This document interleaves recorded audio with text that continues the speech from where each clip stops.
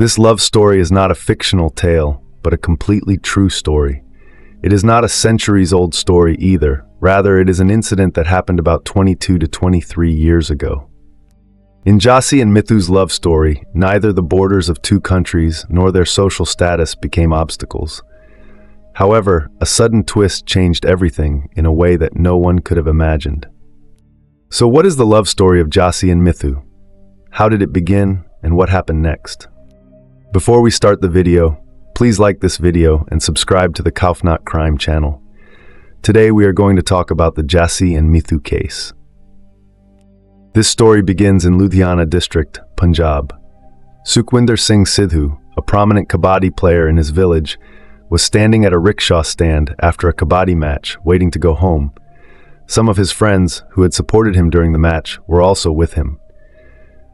At that time, a specific type of rickshaw was commonly used in Punjab, as you can see on your screen. Kabaddi is an exciting game played between two teams where players showcase their strength and intelligence. Sukhwinder, being an excellent kabaddi player from his village, was attractive and strong. However, since the rickshaw had not arrived yet, he was joking around with his friends. Just then, Sukhwinder and his friends noticed three women approaching the rickshaw stand from the opposite direction. Two of them were older, while the third was a young and beautiful girl. The three women stood at the rickshaw stand, waiting. After some time, a rickshaw arrived and all the passengers boarded it. The beautiful girl sat in the back seat while Sukhwinder stood behind. During the journey, he felt that the girl was looking at him repeatedly. His friends also noticed this, but Sukhwinder couldn't muster the courage to talk to her. When the girl reached her village, she got off the rickshaw with her family. Before leaving, she looked at Sukhwinder once again and smiled. Sukhwinder also smiled back and bid her farewell before they both went their separate ways. Later, when Sukhwinder was busy with other tasks at home, he suddenly heard a girl's voice screaming, "Please help! I need help!" He rushed outside and saw that it was the same girl from the rickshaw, the one who had smiled at him before leaving. The girl had come with her friend on a scooter. Sukhwinder greeted her with a "Namaste" and tried to start the scooter, but deliberately failed to do so. During this, he asked for her name and introduced himself as well. The girl's name was Jaswinder Kaur, but everyone affectionately called her Jassi. On the other hand, Sukhwinder was known as Mithu. So throughout this story, we will refer to them as Jassi and Mithu. After this, Mithu told Jassi that he wanted to talk to her. Hearing this, Jassi became hesitant because she didn't understand Mithu's language. Her friend translated Mithu's words into English, and Jassi responded in English, which Mithu could not understand. So Jassi's friend acted as their translator. At the end of the conversation, Jassi said, "We will meet tomorrow in Jagra." This village was about 15 to 20 minutes away from Mithu's house. At that time, Mithu was around 20 to 22 years old, while Jassi was between 19 to 20 years old. Mithu was born into a farmer's family and had studied only up to high school. After that, he pursued kabaddi as his career and also drove a rickshaw in his free time. The next day, Mithu got ready and went to Jagra. After some time, Jassi also arrived. During their conversation, Jassi revealed that she lived in Canada with her family and was in India for her winter holidays at her maternal grandparents' house.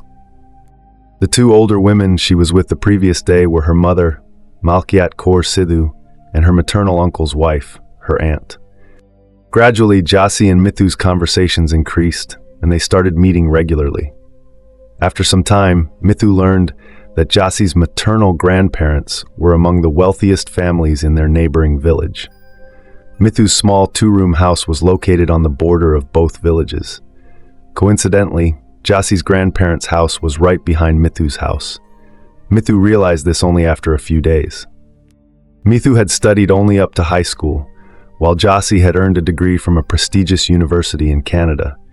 He also found out that Jassi's entire family had moved to Canada years ago and was now the owner of a major business, counted among billionaires. Jassi's maternal grandfather was one of the biggest landlords in their village. Usually, her entire family, including her parents, stayed in Canada and managed their business. However, all important family decisions were made by Jassi's maternal uncle, Surjit Singh, who was her mother's elder brother. He played a crucial role in the family's business and decisions. Realizing all this, Mithu understood that Jassi's family was not only influential in their village, but also in Canada, owning wealth worth crores. Meanwhile, he was just a simple farmer. This meant that there was a huge financial and social gap between them. Mithu started fearing that once Jassi discovered his real financial status, she might leave him. But what he didn't know was that Jassi didn't care about his financial situation. She truly loved him. Mithu realized Jassi's deep love for him when she had to return to Canada with her family. A day before leaving, she became extremely distressed and ran straight to Mithu. She shared her feelings with him, hugged him tightly, and cried. Mithu tried to console her, but in the end, Jassi took a drastic step. She tore her passport and told her family that she had lost it. Her family was angry, but they arranged for a new passport. Jassi's family returned to Canada, but she got a few more days to stay in India. During these days, Jassi and Mithu secretly met each other. Within a few weeks, Jassi's new passport was ready, and she had to return to Canada. She had come to India in November 1994 and left in January 1995. Although they were now separated by distance, their love for each other only grew stronger. Even after returning to Canada, they remained in touch by writing letters. Jassi wrote in English, while Mithu wrote in Punjabi.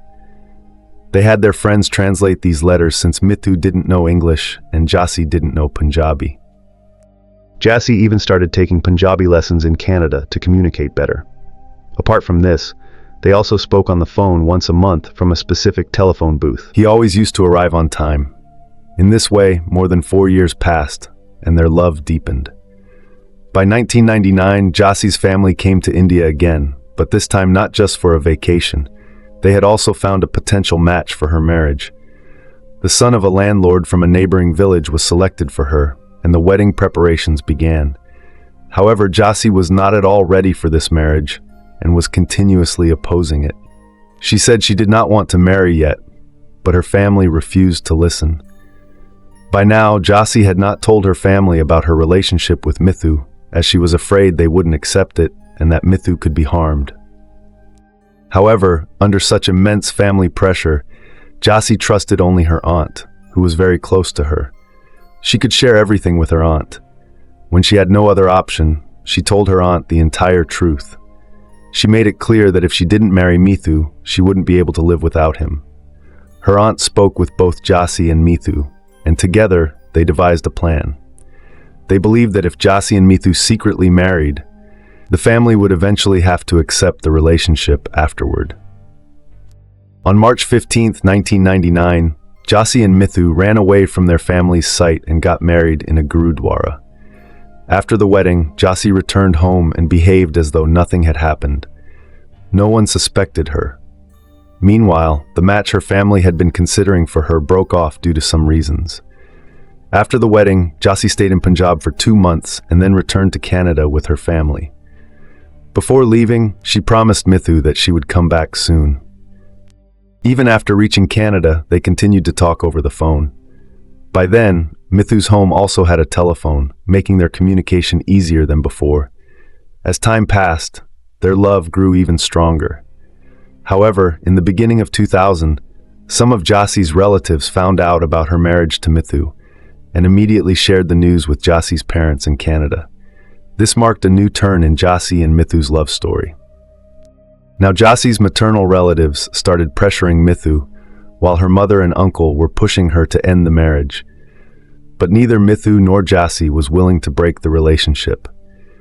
Despite offers of money and land to Mithu, and temptations of expensive cars, houses, and property for Jassi, neither was ready to give in. They both continued to fight for their marriage. Things worsened when Jassi's family began physically abusing her. However, she continued to insist that she only wanted to stay with Mithu. This continued for some time, but then, suddenly, Jassi's mother changed her attitude. She told Jassi that what had happened could not be undone, so the family had decided to accept the relationship. She reassured Jassi that they would organize a grand wedding and call Mithu to Canada. Jassi was overjoyed at this news. A few days later, Jassi's mother came to her with some documents and asked her to sign them so the process of bringing Mithu to Canada could begin. Jassi looked at the papers, saw Mithu's name, and signed them all without thinking. She didn't realize that one of the documents stated that Mithu had forced her to marry him at gunpoint, kidnapped her, and physically assaulted her. As soon as Jassi signed the papers, her family sent them to the Punjab police. Jassi had no clue about this, and the police, based on these false accusations, arrested Mithu. He was charged with kidnapping, forced marriage, and possessing illegal weapons. Mithu was brutally beaten in jail and remained there for several months. Meanwhile, Jassi tried several times to write letters and call Mithu, but received no response. Eventually, through a friend, she learned that Mithu was in jail. Jassi also found out that her mother, Malkit Kaur, had tricked her into signing the papers, and this was all part of a well-planned conspiracy. Not only Mithu but also his family and friends were harassed by the police and thrown in jail. A few days later, Jassi got the opportunity to travel back to India and decided to take help from the Royal Canadian Mounted Police. She came to India and testified in court that Mithu, his family, and his friends were innocent. She explained that she had married Mithu of her own free will. After Jassi's testimony, Mithu and everyone else was released from jail. After their release, Jassi decided that she would never return to Canada. It is said that Jassi's father and brother had helped her escape from home. Upon returning to India, Jassi began living with Mithu. However, both of them knew that her family wouldn't give up so easily. So Mithu moved Jassi to a safe place, far from their reach. Mithu's uncle picked up the phone, and on the other side was Jassi's mother. Jassi herself was talking to her mother. Her mother said that what had been done could not be undone. Therefore, the family had decided that Jassi and Mithu would be married in grand fashion. She reassured Jassi that they were now all happy for her and that her wedding would be a grand one. Jassi trusted her mother's words and became very happy. However, shortly after, another phone call came. This time, Jassi's mother wanted to speak to Mithu. When Mithu picked up the phone, a harsh voice came from the other side. It was her mother who said, "Mithu, you've made a big mistake and now you will have to pay the price for it." After this, Jassi's uncle, Surjit Singh, also called and threatened him, saying, "You've picked a fight with the wrong family." After hearing all this, Mithu began to suspect something was wrong, but he didn't tell Jassi. Jassi still trusted her family and was happy. On June 12th, Mithu's family organized a party in their village for the wedding preparations. Because of this, on June 8th, Jassi asked Mithu to go shopping.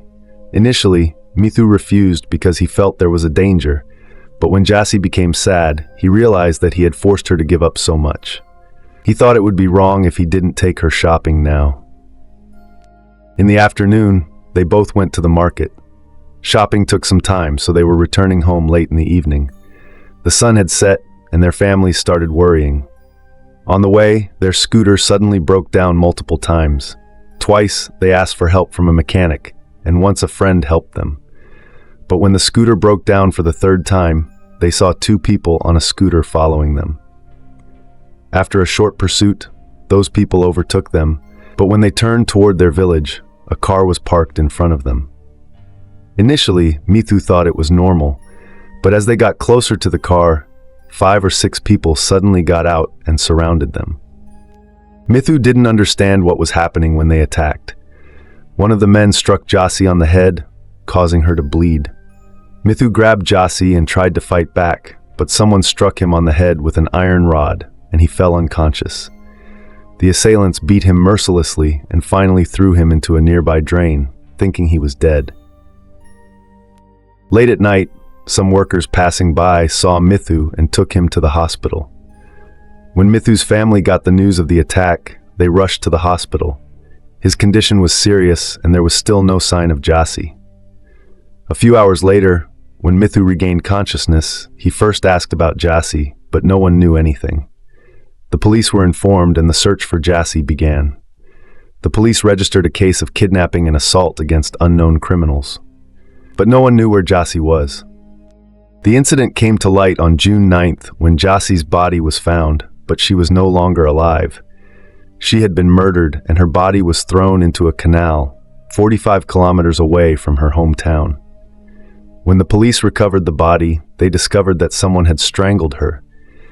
There were dozens of deep wounds on her body, indicating that she had been brutally tortured before her death.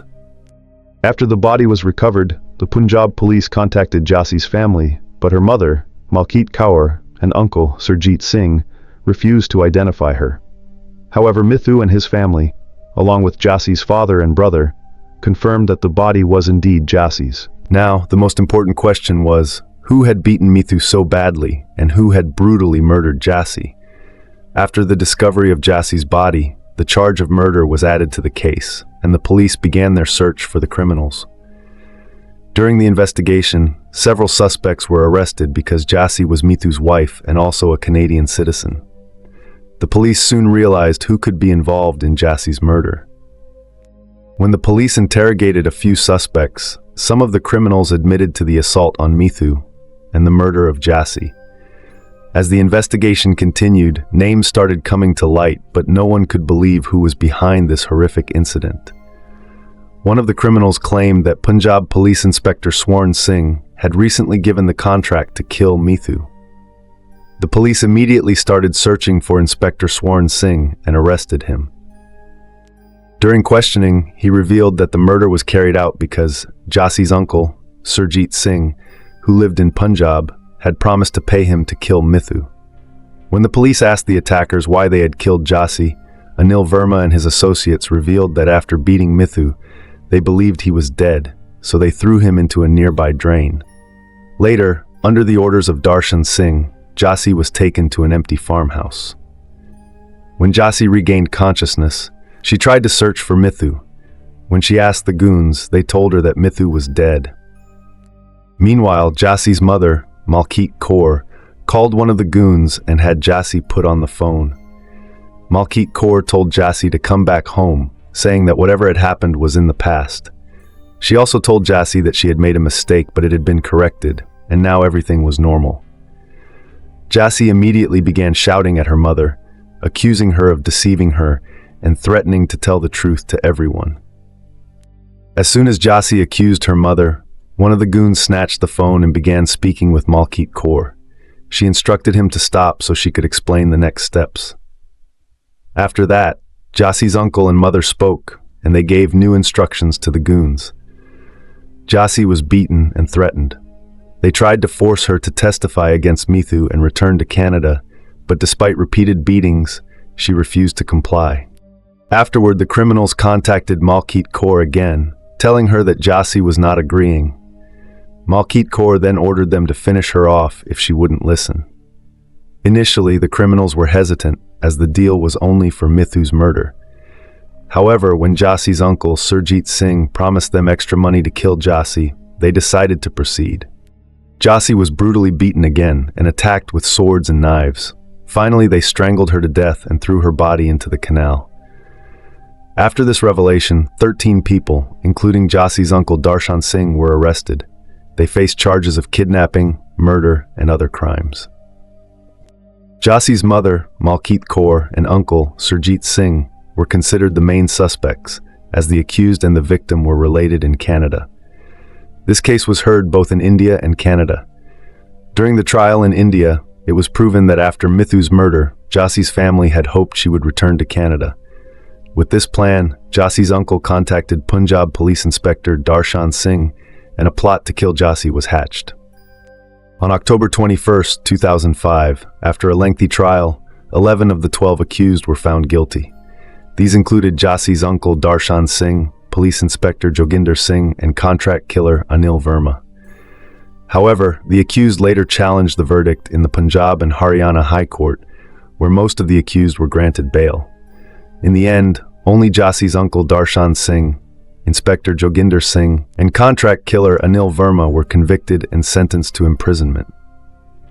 This verdict was also challenged in the Supreme Court, which on April 16, 2015, acquitted Darshan Singh but upheld the sentences for the other accused.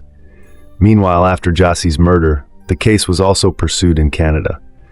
On January 6, 2012, Canadian police arrested Malkeet Kaur and Surjit Singh, and the process for their extradition to India began. On September 9, 2014, the British Columbia Supreme Court approved their extradition to India. However, they appealed the decision, which delayed the process. On September 8, 2017, the Canadian Supreme Court ruled that Malkeet Kaur and Surjit Singh would be sent to India. They filed another review petition, but it was rejected on December 11, 2018. This cleared the way for their extradition to India. On January 24, 2019, after completing legal formalities, the Canadian police sent Malkeet Kaur and Surjit Singh to India. Friends, the purpose of narrating this event is not to hurt anyone or to cause distress, but to make you aware and alert. What do you think about this entire incident? Please share your thoughts in the comments box below. And if you liked our effort, please like and share this video. If you haven't subscribed to our channel yet, do subscribe to our Chilling Crime channel. Thank you.